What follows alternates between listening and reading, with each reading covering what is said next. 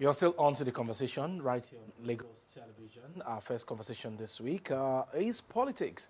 We all know we are in the season of politics already, and we are seeing different political parties trying to put their house in order ahead of the 2027 general elections. The APC, the ADC, different factions of some of these opposition parties in the country are also striving to get prepared for another round of elections in the country. But this morning, we'll be looking at the prospect for APC in the 2027 general elections. We all know that the APC currently has about 31 governors, and they are still willing to get more if allowed before the 2027 general elections. So what does this portend for the APC in 2027 general elections? We'll be having that conversation with Tayo Orekoya. Tayo Orekoya is a politician and a political affairs analyst. It's our pleasure to have you. Thank you very much, Jimena. And is equally a member of the ruling party, which is the APC. That's right. Okay, so 2027 general elections is here, and there we are beginning to see movement here and there. INEC has released a timetable, and your party is also trying to put its house in order to ensure that the opposition parties do not wrestle power from your party. So in all of this, what do you think are the chances of your party for the 2027 general elections generally? Thank you so very much, Jibola. I must say that our party, the All Progressives Congress, is more than ready to retain power. And not just retain power, to retain power at a much, much higher level of victory compared with the 2023 general elections. And if you look at the trajectory, I'm sure you would have seen that over time, our party, the APC, has been the most organized, the most efficient and effective political party, in the country. And again, the facts don't lie. In the off-season elections, I'm sure you have seen what the performance has been like, right? The recent election at the FCT, out of the 6 local governments, the APC won 5. In other off-season elections, we have won in Kaduna, all over the place. And again, with 31 governors, just like you said, you see, elections, what people need to realize is that election is not just about going, to the polls. It's about actually ensuring good governance and then having your structures in place. When we talk about political structures, we're talking about a party that from its zonal level to the ward level to the local government level, the state level, and then the national is extremely organized, and it's there at the grassroots across the nation. So in the off-season election, our party has won elections in the southwest, in the southeast, in the south-south, northwest, northeast, and the Federal Capital Territory. So we are more than set for overwhelming victory, and not just for our President Bola Ahmed Tinubu, but also for at the National Assembly elections. Of course, if you look at the structure as well, at the National Assembly, we have overwhelming majority, and all these people actually have the grassroots connection, and these are how elections are won. Right, Mr. Orekoya, let's quickly look at. We do know that although Mr. President has not, declared formally to seek a re-election in 2027, but of course there have been a lot of, a lot of people asking, galvanizing support for Mr. President and asking him to seek a re-election. Let's look at how the power of incumbency also works here in Nigeria. And we do know that of course, like Ajibola said, 31 states in the kitty for the APC. And so peradventure, Mr. President comes out tomorrow and declare himself that, yes, I am ready to run for the 2027 elections. What are the dynamics that the power of incumbency will play? Because we also know that power of incumbency plays a lot of roles when it comes to election, though it is not, it is not Uhuru that, yes, he will win, But what are the power plays that incumbency also offers when it comes to election, especially particularly with your party, with the stronghold of your party? Okay, so let me first start by saying the issue of power of incumbency, in elections is not peculiar to Nigeria or to Africa. All over the world, the power of incumbency has a lot to do because when you are in power, naturally, it makes, organization of your political party much easier because one, there is, a leadership to which the party looks, right? That's one. Two, of course, naturally, you have for a party that has the power of incumbency, not just at the presidency, but also at the subnational level. 31 state governors. Mind you, there are only one or two governors actually out of the 36 that have not endorsed Mr. President. Look at the governor of Anambra State, Soludo, has endorsed the president. OT of Abia has endorsed the president. Osun State Governor Adeleke has endorsed the president. So I've mentioned 3 already, plus 31. That's 34. So that leaves only Seyi Makinde and the Bauchi State Governor.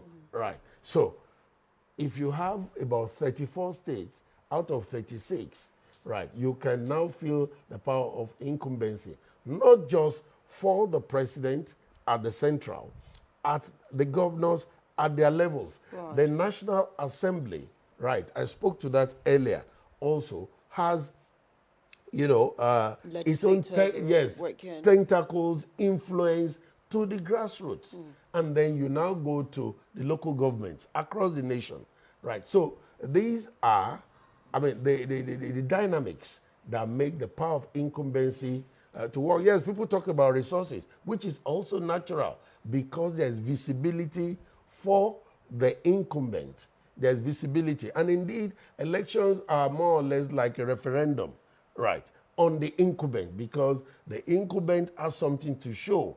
Oh, we have done this, we have done this, these are the facts, these are the achievements. For example, Mr. President talking about his achievements, right?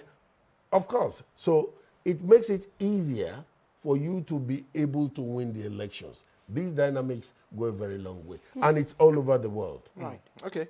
I know that politics is all about, it's a game of number. And you have the figures favoring your party as we speak in the country, be it at the National Assembly, like you rightly pointed out. But beyond the power of incumbency, beyond the endorsement that we have seen here and there, is that all about election? And what about the people that you are meant to serve? How much have you impacted them for them to really know that there's a government in place that cares for them, that has impacted their lives, and of course, taking it better or improve their lives from what it used to be to what it is now? I know that in terms of infrastructure, Mr. President is trying to put certain things in place. The economy is stable, and of course, some other dynamics when it comes to the economy of the country. But talking about the masses, do you think they're really feeling the impact of this government the way they should feel it? Well, let me say this. You see, the reforms that Mr. President has put in place under the Renewed Hope agenda are far-reaching. And like every reform or change usually comes with some pains. There's no question about the fact that, yes, there have been some level of pains, to the people, and people are actually, until the recent, U.S.-Iranian war, we were seeing the trajectory of things getting much better before the effects of oil prices globally also impacted negatively on petroleum prices, such that will affect transportation, cost of food, and all that. We have seen a situation where inflation was already coming down to about 15.1%. Right. Yes, now it's probably going up again, which majorly was due to the war between U.S., Israel, and Iran, right? So I agree that the pains are there, but like I've always said, you cannot make an omelette without breaking an egg. It is not possible. And of course, everybody... Except for the politicians. Yeah, no. Even for politicians, you have to break the egg. And the same thing happens with the pains of labor. A woman has pregnancy for 9 months, must go through pains. It's natural. But of course, during the labor, the pains gets escalated. But when a child is born, the joy comes in for everybody. So that's exactly what Nigeria is going through now. And I do know that a good number of Nigerians are very intelligent people.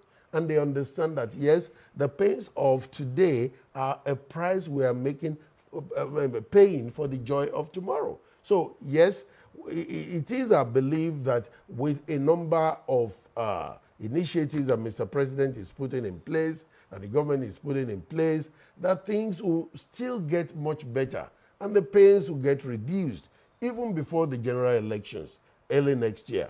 Yes, so we know that our people, the Nigerians, for example, in our party, yes, quite a number are members, but an overwhelming number are not members of the party.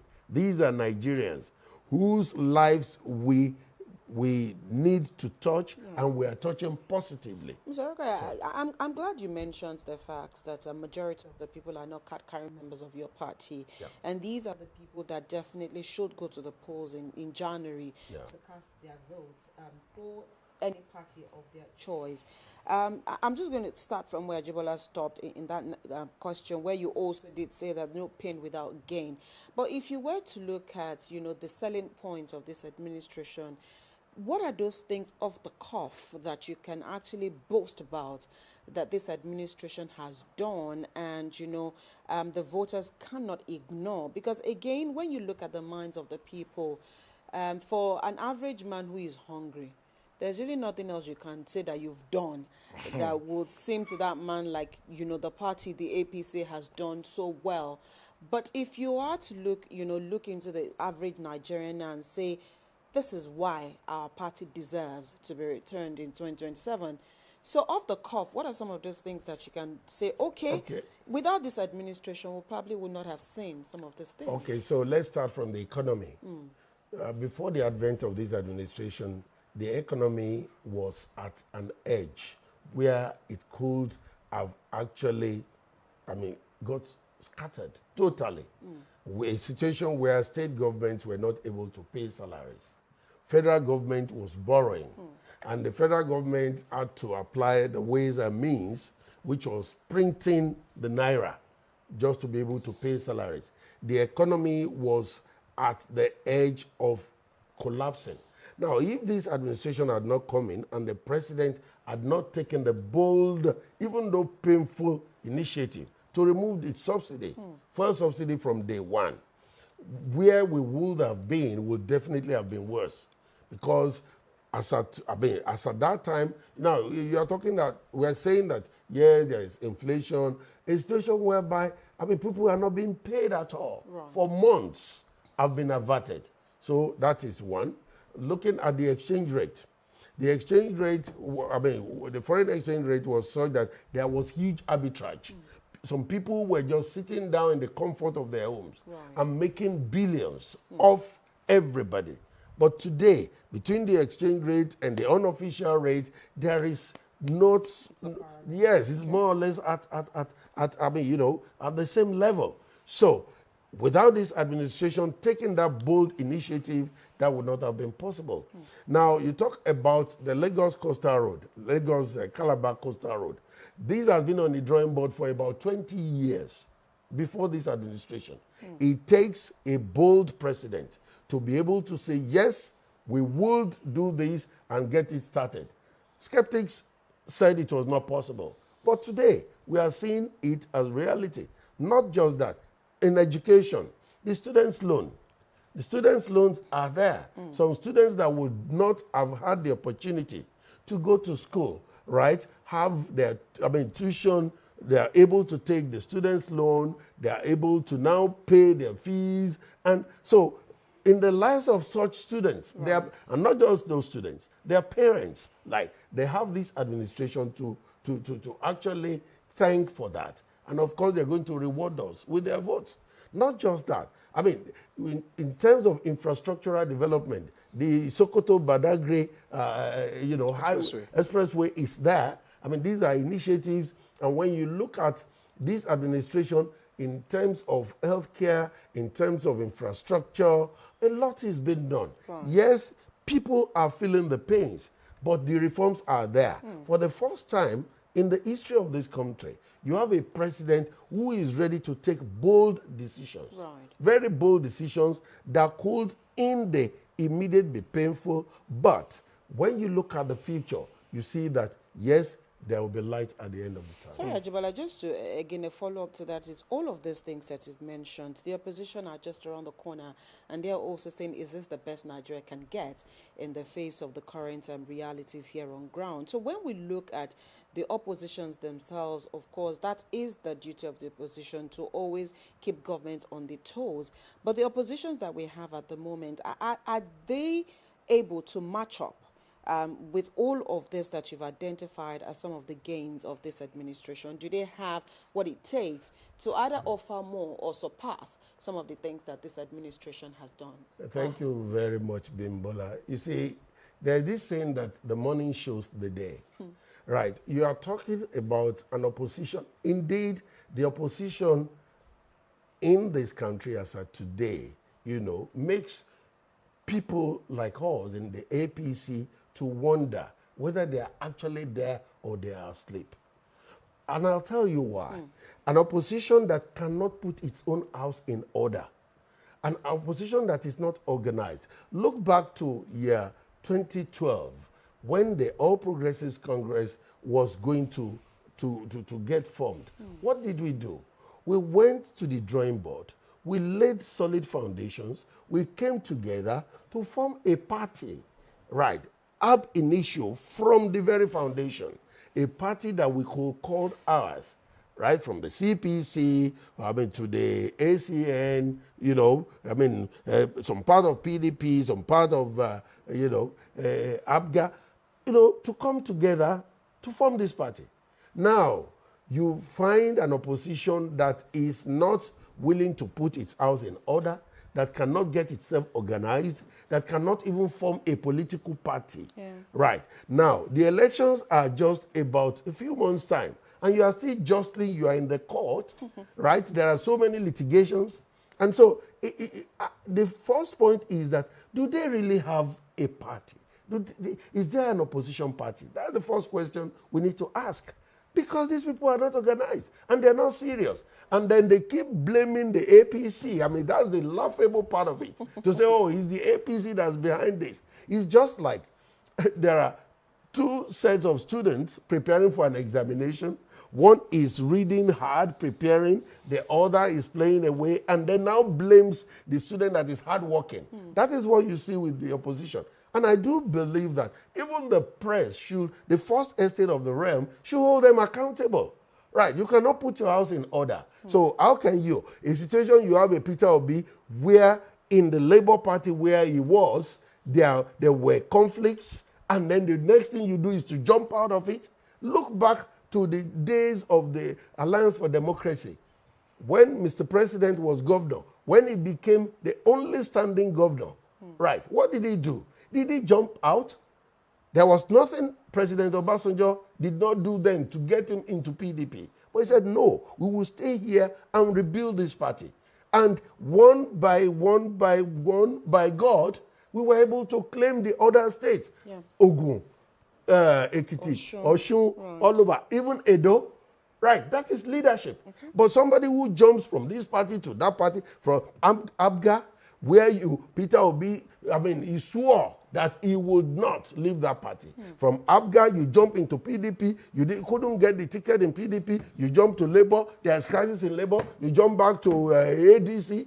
Is that leadership? Is that somebody who shows you that he's ready, he's able to confront situations and circumstances as a leader?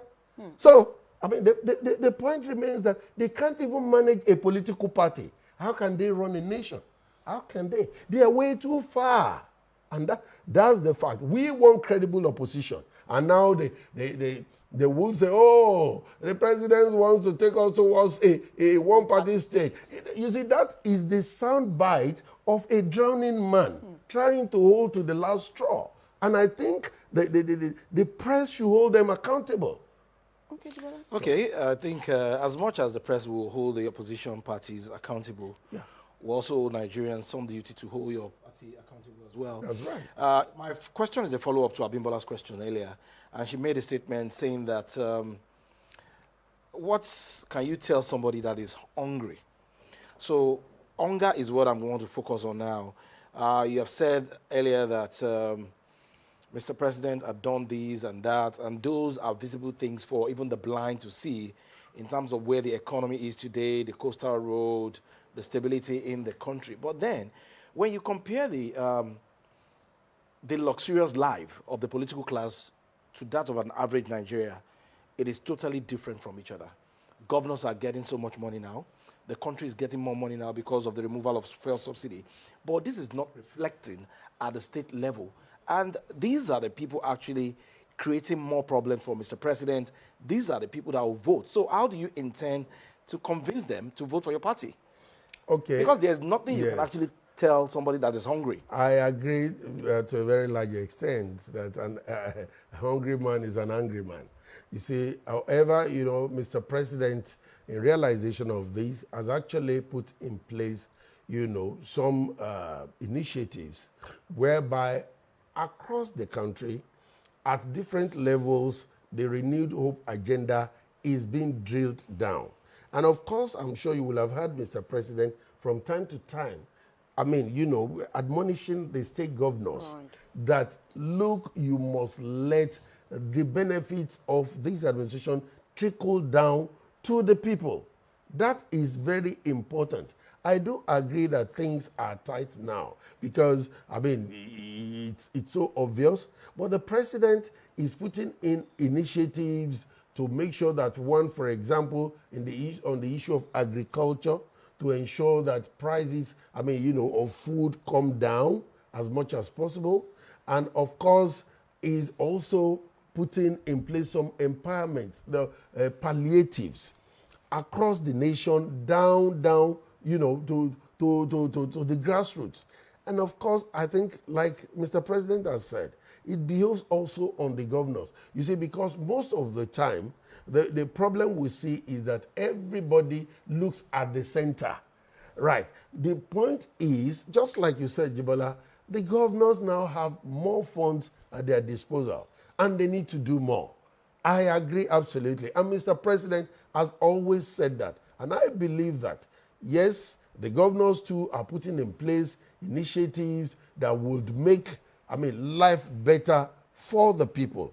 Because, I mean, you see, hunger is the first thing that should be taken care of. And once that is taken care of, it makes life easier, not just for the people, but also for the government. Right. So definitely that has to be taken care of. Okay, because we're looking at the prospects for your party ahead of the 2027 elections, we also know that across different states, before we look at the federal, which is the center, are there weaknesses that you see in the party?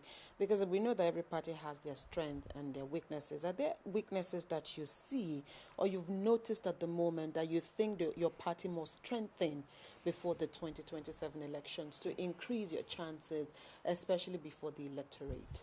Yes, thank you very much. You see, one thing that our party has continued to do is to ensure that we are well organized, we do our planning, we deepen internal democracy, and we ensure that there is transparency as much as possible. You see, a lot of people have feared, you know, that there will be implosion in the party, particularly with the joining of so many governors and all that. Indeed, some predicted, you know, that after our Congress and the National Convention, the party will be scattered. But as you have seen, the party has remained more cohesive, stronger and more viable because of the leadership of the party. One, by Mr. President himself, who is a master strategist, by the leadership at the national level. Of course, as you well know, the chairman, the national chairman of the party is a professor. The national secretary is a grounded legal luminary. And so the party has put in place initiatives and strategies to ensure that this party is ahead of its game. When it comes to the issue of registration, as far back as February this year, the party had registered over 12 million Nigerians, that each of them we had due diligence, we had their KYC with NIN duly registered, and we submitted the register to INEC. Way back February. And after that, there had been, updating of this same register. Not only that, when it comes to the issue of our congresses, everything was clearly spelled out. The deadlines, the guidelines, and all that. The party ensures that it complies with the constitution of the country, with the electoral laws, with our own party electoral guidelines and constitution, as well as INEC guidelines. So you see a situation whereby the party also has put in place, mechanisms for internal conflict resolution. Right. So it makes life easier. At the national level, you have the likes of Baba Konde, Senator Ayim Pius Ayim, other leaders who form the Reconciliation Committee. At the state level, you have the same thing. At the local government level, ditto for the ward level and the zonal level. And not just that, you have a situation whereby the party for primaries has already released the guidelines as we speak, right? Everything is well documented and shared. There is transparency. Where other parties are that you call opposition are still jostling in the courts to even know exactly whether they have a party or not. Okay. This party has put in place all these initiatives. The party has set up what we call the Progressives Institute, where we not only do induction for our executive members when they come in, we also ensure that the issue of continuous training is being done by the party. So a party that is so organized, you now compare it with what these other people are doing, playing like small boys all over the place. The difference is just too clear. It's too clear. But of course, I must say this, we continue to learn, we continue, we are not saying we are, exactly, we continue to look at ways of improvement. Yes, because we just want to better our best, but in the whole of Africa, I can tell you that the All Progressives Congress, as of today, is the most organized and forward-looking progressive party. Anyway, Mr. Orekoya, before we let you go, you sounded like a typical politician. We cannot talk about your party at the national level without coming to Lagos State. Okay. There are insinuations here and there that a particular candidate has been endorsed as the governorship candidate of your party for 2027 elections. Do you want to confirm or deny? Well, I will say this. You see, the position of the party is very clear. We will comply with the electoral law. And the electoral law says that there are two ways by which a candidate of the party can emerge. It's either by consensus or through direct primaries. Right. Now, when it comes to the issue of consensus, and you recall that when I was here the last time, I did say that there is no one size fits all. Right. And you will have seen the confirmation of what I said, well, that Mr. President told the governors, go ahead and do what is applicable in your state. That was the point I made at the last time. And I'm saying it, for Lagos State, we are abiding by the Constitution and also the electoral law. As of today, right, we know that there are, aspirants right? One is more visible than the others. Well, if there is one that is more visible, that is expected in politics. Right. Politics is about contestation. People will So contest, people will have ambition. Wait for the so final outcome of the exactly, party. you see, the point is, and of course, you will have seen that. Some aspirants have been going all over the place and all that. As at this, for consultation. As at today, right? What we know is that we have not gotten to that point where all the aspirants have signed off to consensus. Okay. And don't forget that has to be done for you to have consensus. Okay. So if that consensus will happen, we will very much embrace it. Indeed, we'll be happy. And we do know that, yes, these candidates that we are going to present is somebody that has seen it all. Okay. He has been there. He is a performer. He is able to do it, and he's going to do it. Okay, and God is going to win. Okay, you have answered my question. I think Jibola is clear. One way or the other, you have been able to clarify where Jibola wants you to go. And even though you have exhibited, the thoroughness of a politician here today without mentioning any name.